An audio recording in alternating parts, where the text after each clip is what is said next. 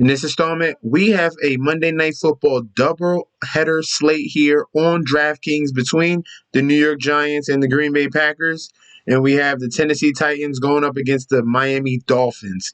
Let's get into it.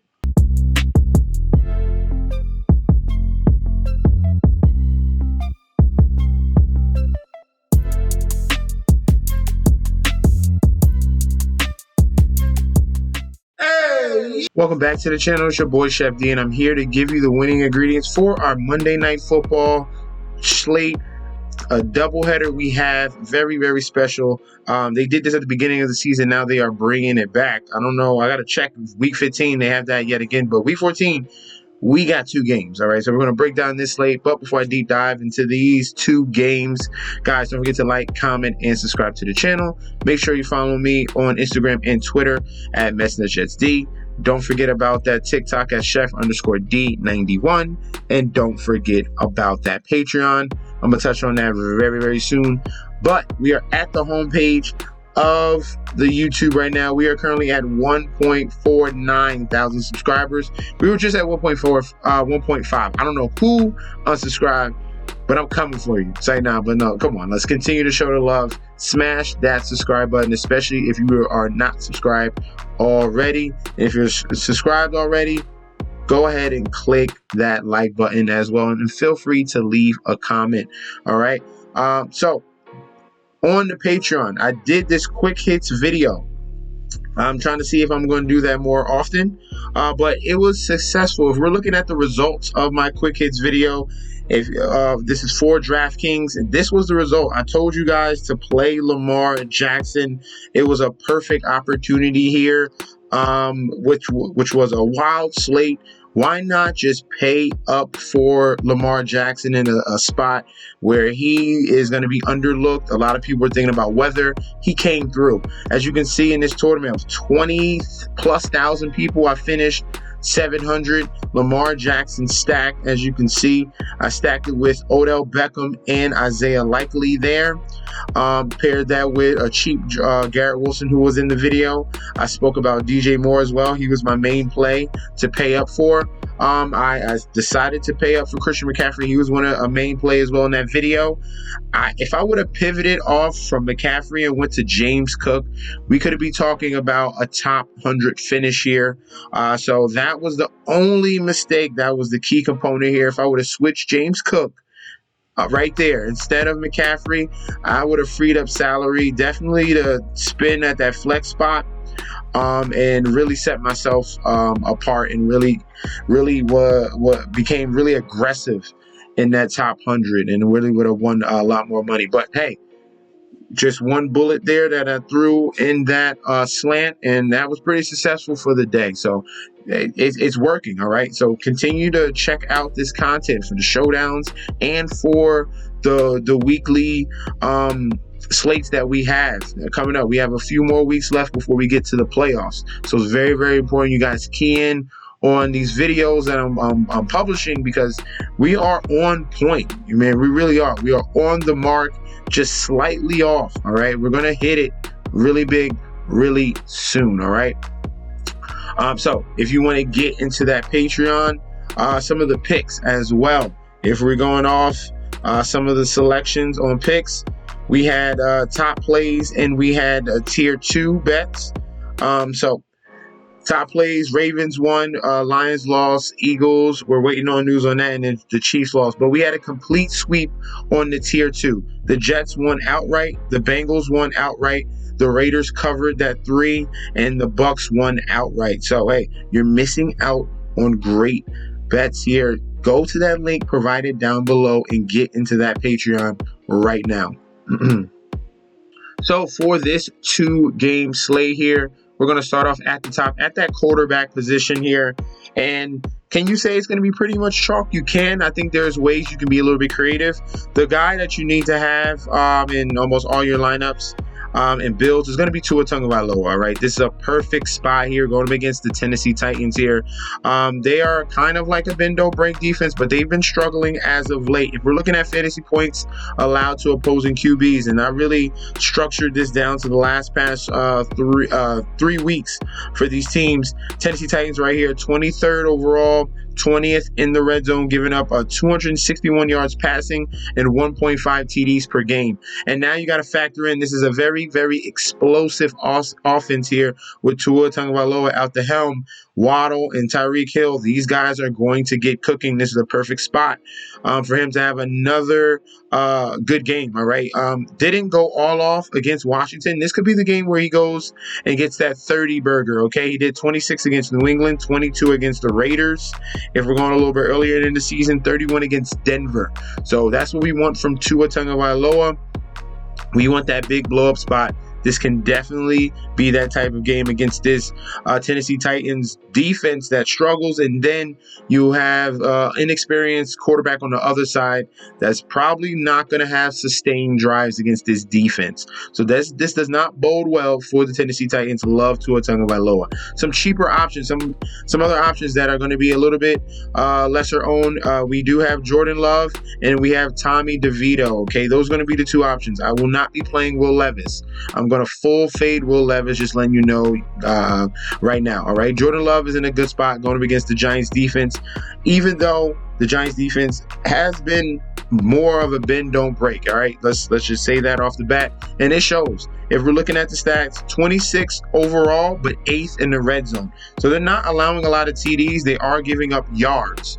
So you can see a lot of yards, obviously, but more field goals coming from this Green Bay Packers side than touchdowns, even though Jordan Love has been on fire. 3 touchdowns in the past 2 games against KC and the Detroit Lions. Before that, he had 2, and before that, he had 1. So I expect this Giants defense to show up at home against this Green Bay team. They're going to be a little bit shocked here. I'm going to let you guys know about that right now. Jordan Love might be... He's going to be 2A, and Tommy DeVito is going to be 2B, all right? So I don't expect a big game from Jordan Love. I do expect him to get you there. He should get you to that 20 fantasy point mark because of the upside rushing that he has, okay? He does provide some ability rushing, but he can be turnover prone, which we've seen earlier in the season where he had all these games in the teens. So could that Jordan Love rear its ugly head? It could, because this defense, especially in the red zone area, it is very stout. So, but the second play you can look at quarterback will be Jordan Love. And if you want to get really, really risky, Tommy DeVito is going to be your guy. That's going to set you apart from everyone else. A lot of people are not going to even go this way. All right. We're going to go with the gunslinger and Tommy DeVito, the Jersey kid at home against these Green Bay Packers at 5,100. That's going to be our sleeper quarterback we're going to be leaning on. All right. If we're looking at fantasy points allowed, 2 quarterbacks. Right now, Green Bay Packers 14th and 15th. They've been playing strong. They have been home. But now they're going to be on the road in a little bit of a different environment. They're giving up 232 yards passing and 1.2 TDs per game. Can Tommy DeVito get hot? Yes, he can. We've seen some bright spots from him, especially against Washington. He had a better performance than Tua did. He had 3 touchdowns passing in that game. Tommy DeVito is not shy of running the football as well. As long as he doesn't turn over the ball, we're looking at a decent spot for him, especially at this price and ownership. So do not shy away from Tommy DeVito. He's going to be our third quarterback play we can consider in this 2-game slate. Let's move on to the running backs. At the running back position, hey, we have Saquon Barkley in the mix, 7,100, and I have no problem going towards him. He is one of the focal points of this offense here for the New York Giants, getting double-digit rushing attempts, and he's going to get a nice handful of receiving targets as well. If he can get in some space, create, he can take any catch all the way to the end zone, and he's due for a touchdown. He only had a touchdown in week 11. Other than that, he's touchdowns have come far in, few in between for Saquon Barkley this year. Only 5 total touchdowns this year. All right, so Saquon Barkley is going to be someone we can go towards at 7,100. Some of the other guys, you can do a double stack here with Miami.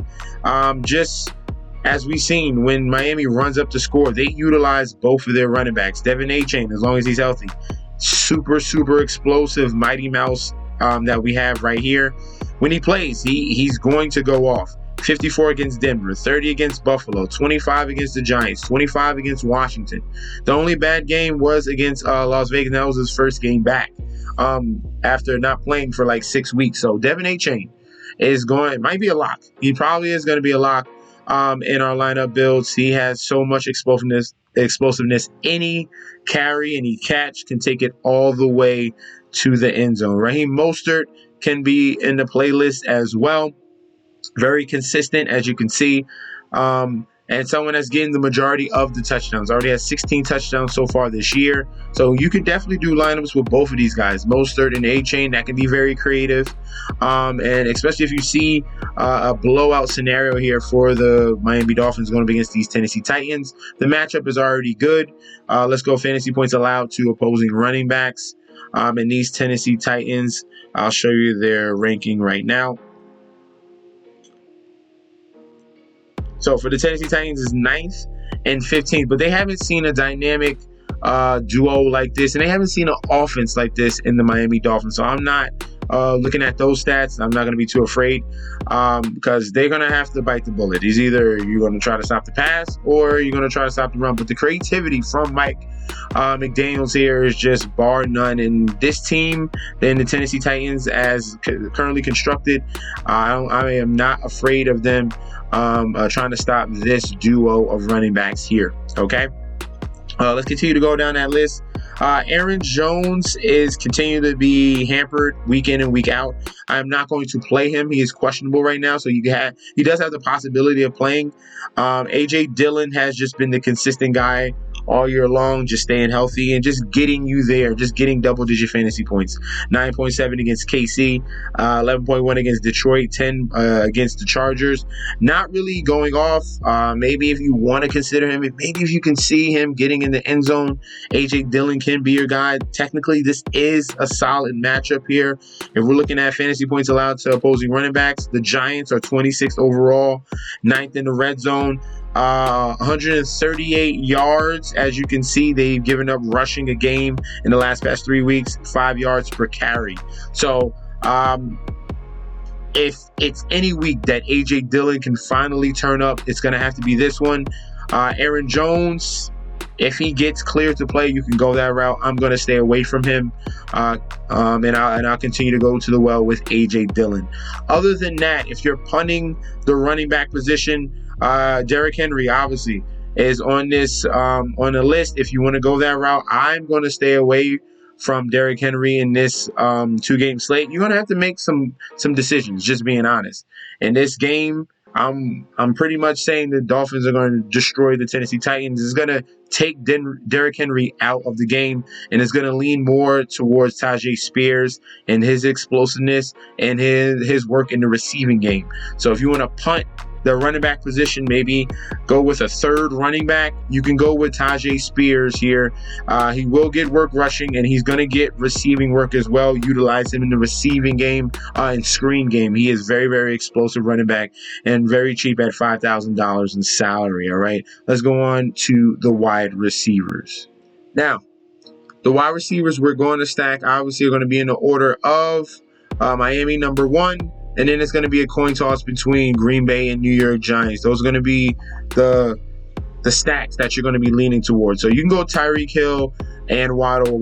Hills might be locked. He might have like 90% ownership. Okay, just being honest. Which, hey, he 100% deserves it. But I wouldn't be shocked if this game could be the Waddle game. He could show up out of nowhere. He's been very solid all year long. That could be his big blow-up moment there. If you want to go that route, you're going to have to get creative here because a lot of people are going to have a lot of Miami Dolphins, and they are expensive. So you can't afford all these guys. And if you're looking for a third option at the wide receiver spot for the Miami Dolphins, it's going to be between – I'm going to go Craycraft. Craycraft is going to be the punt wide receiver that I'm going to be leaning on. He has some games this year where he's getting some targets, and he has a touchdown this year as well. So River Craycraft, and then they have Cedric Wilson.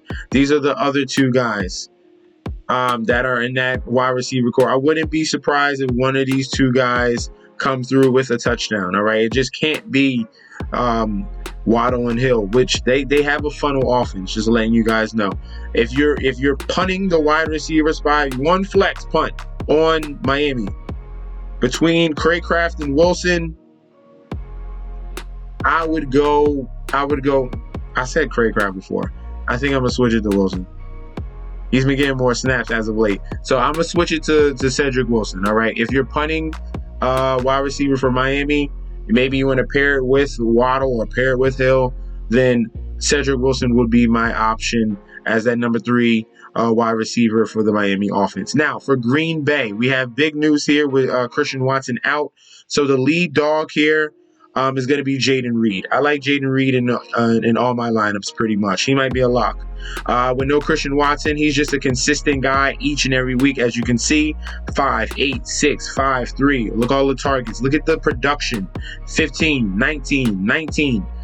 3 weeks in a row. He's getting utilized in the rushing game as well. So Jayden Reed, their rookie wide receiver, has looked phenomenal this year. He's looking like the number 1 wide receiver for this team.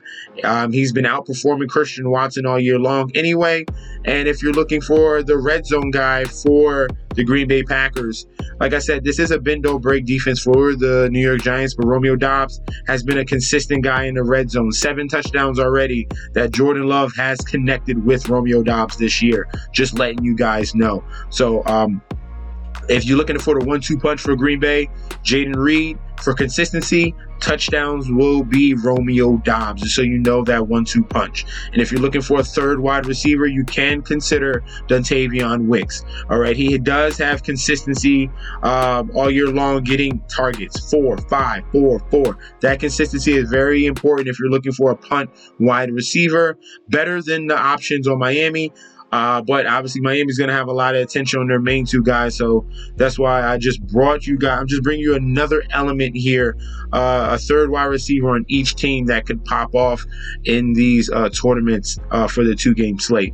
And then for the New York Giants, all right, if we're stacking New York Giants wide receivers, Jalen Hyatt is going to be my first option. He has explosiveness, and he doesn't have a touchdown yet this year. I think he's going to grab a touchdown on Monday night against the Green Bay Packers. I like his explosiveness. He plays very similarly to a Christian Watson, has that type of speed and the deep threat for this offense. We saw him break out against New England, and I expect Jalen Hyatt to finally get in the end zone for week 14 against these Green Bay Packers, all right? Now, for a secondary option for the Giants, we have Wan'Dale Robinson. He's been a consistent guy with Tommy DeVito, getting a nice amount of targets each and every week. Does have a touchdown in week 9, so you see the capabilities there, but this is more of your slot wide receiver, definitely shifty and can create after the catch. So Wan'Dale Robinson would be the number 2 option that I would lean on. And number 3, for this offense here for the New York Giants is between Slayton and Hodgins. Let's see if Hodgins done as of late. He hasn't done much. Let me see Slayton. Let me double check Slayton real quick. Yeah, I would go with Slayton. Darius Slayton would be my final option if you're really desperate. Number 3 wide receiver for the Giants, Darius Slayton. So for right now, Hyatt, Wan'Dale Robinson, and then number 3 would be Slayton. I wouldn't go past those 3 guys for the New York Giants, all right? And then for the one-offs on Tennessee, it's pretty much DeAndre Hopkins. If you think you want to go with him, by all means, he is going to get all the targets. Just letting you guys know. He's going to get the targets. He needs to get in the end zone for his price at $6,100. He's been pretty solid the past 3 weeks with 2 touchdowns. So that's a positive sign. And they are going to be down. So they're going to be forced to throw the football. So DeAndre Hopkins looks like a safe play as a one-off, okay? As a one-off. I do not like any of the other options for this Tennessee Titans offense. Will Levis and that offense do not throw that high of a clip. And it's going to be a very tough matchup in Miami going up against that defense. But if I had to rely on one guy, Hopkins would be the one I would choose, okay? Westbrook-Akine is the second option behind Hopkins. Okay. Now let's move on to the tight ends for this slate. For the tight end position, I'm going to be straight up with you. This is going to be very, very ugly, just being honest. But this can set you apart from everyone else. The best matchup on the board for tight ends is going to be whatever tight end that will start for the New York Giants. Putting that on the table right now. So we're hoping that Daniel Bellinger is healthy. All right. I'm hoping that despite this illness, he has a Q tag. So we're going to wait on news. All right. We're going to wait on news. He's been getting 90% of the snaps anyway. So we're going to wait on news on Daniel Bellinger if he is healthy. I like Bellinger in this game as the tight end in this whole entire slate. Okay. The Miami Dolphins don't play the tight end position. They have Smythe. But hey, if you want to go that route, you can. Daniel Bellinger is going to be very, very sneaky. All right. So I like him at $2,800. If he is out, the backup tight end for the New York Giants will be Lawrence Cager, and he has upside. He was a former wide receiver with the New York Jets, but this is the backup tight end, okay? So if Daniel Bellinger's out, you go to Cager. If not, we go with Daniel Bellinger. So letting you guys know it right now. Love the Giants tight end in this game here. Look at this. Green Bay Packers opposing fantasy points allowed to opposing tight ends, 32 overall and 26 in the red zone. They're giving up 5 receptions, 71 yards a game, and almost a touchdown a game as well to that tight end position. So that's why I am choosing Daniel Bellinger as my favorite tight end on the slate. All right, some other guys you can go towards. Chicken Conku, has upside. He's a very dynamic tight end, does have speed and have ability after the catch. So if you want to go that route, he has been getting comfortable with Will Levis as of late. We see 11 targets in the past 2 games. So Chicken Conku is the second tight end that you can go with there. And then after that, the Green Bay Packers tight end will be Tucker Kraft. With the injury to Luke Musgrave, he has stepped up with 3 for 37 against KC. He saw a touchdown against Detroit on Thanksgiving. So their number 2 rookie tight end here has been playing very well in the absence of Luke Musgrave. So Tucker Kraft is fine if you want to go that route there at $3,000 in salary. And then after that, you have Durham Smythe for the Miami Dolphins. He doesn't get much targets, and he is not shy of not getting any targets at all in a game. As you can see, he had 3 against the Jets, 3 against KC, 3 against New England. He had 0 against Washington, 0 against Philly, and only 1 against Carolina. So it's very, very hit or miss. All right. That's really rolling the dice if you want to go with Durham Smythe. I would stick with the guys that I just spoke about, Okonkwo, Kraft, and definitely Daniel Bellinger. All right. And if Bellinger is out, remember Lawrence Cager. All right. So last but not least will be defenses. I'll touch on this right now really briefly. My favorite defense will be the Dolphins defense. And if you want a sleeper defense, the defense you can go with will be the New York Giants at home against the Green Bay Packers and Jordan Love. All right. So thank you guys for tuning in. Don't forget to like, comment, and subscribe to the channel. And I'll be back with another video very soon. All right. Peace out, guys.